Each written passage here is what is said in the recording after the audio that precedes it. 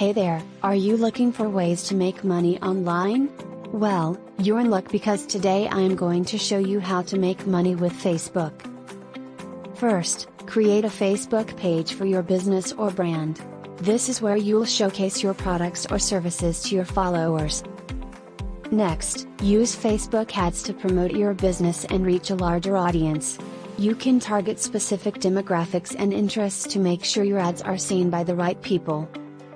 If you have a large following on Facebook, you can earn money through sponsored posts.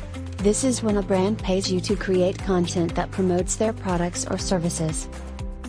You can also sell products or services directly on Facebook Marketplace. This is a great way to make some extra cash by selling items you no longer need. Another way to make money on Facebook is through affiliate marketing. This is when you promote someone else's products and earn a commission for every sale made through your unique affiliate link. Finally, consider using Facebook Live to connect with your followers and promote your business. You can host Q&A sessions, product demos, or even sell virtual products during your live stream. So there you have it, 6 ways to make money with Facebook. Whether you're selling products, promoting your business, or connecting with your audience, Facebook is a powerful tool for making money online.